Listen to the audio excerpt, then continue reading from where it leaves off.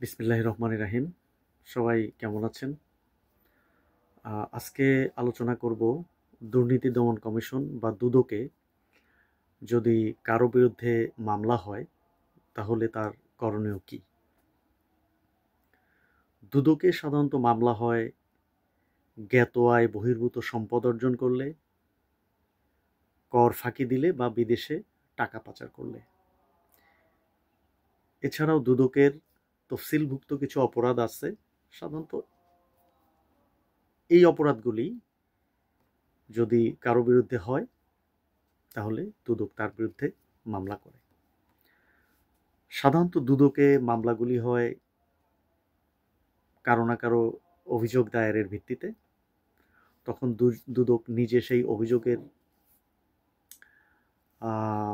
অভিযোগ প্রাপ্ত হওয়ার পরে দুদক তদন্ত করে। তদন্তে যদি সত্যতা পাওয়া যায় তাহলে ওই অভিযুক্ত ব্যক্তির বিরুদ্ধে দুদক মামলা দায়ের করে।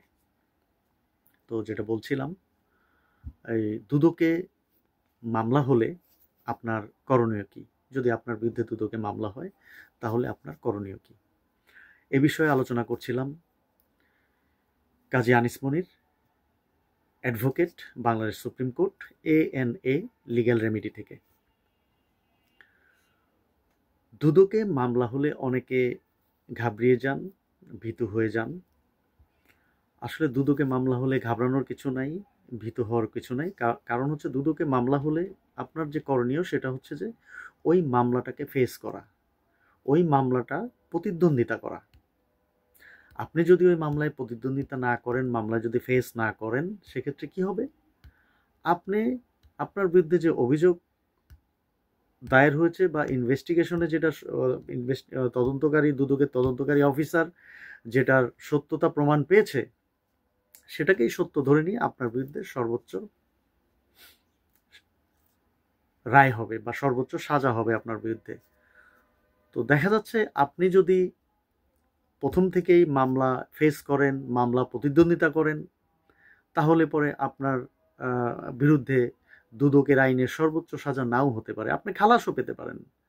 অথবা যেখানে 10 বছর সাজা সেখানে আপনার 1 বছর সাজা হতে পারে, 2 বছর সাজা হতে পারে। তো অভিযোগ আমার একজনের নামে আসতেই পারে অভিযোগ। তো অভিযোগ আসলে এই অভিযোগ থেকে লুকিয়ে থাকার কিছু নাই, পালিয়ে থাকার কিছু নাই। অভিযোগকে আপনার ফেস করতে হবে। ফেস করলে আশা করা যায় বা বেশিরভাগ ক্ষেত্রেই দেখা যায় দুদকের যে সর্বোচ্চ সাজা সেটা থেকে অন্তত আপনি নিষ্কৃতি পেতে পারেন। তো এই জন্য দুদকে কারো বিরুদ্ধে মামলা হলে তার উচিত ওই মামলায় প্রতিদ্বন্দ্বিতা করা।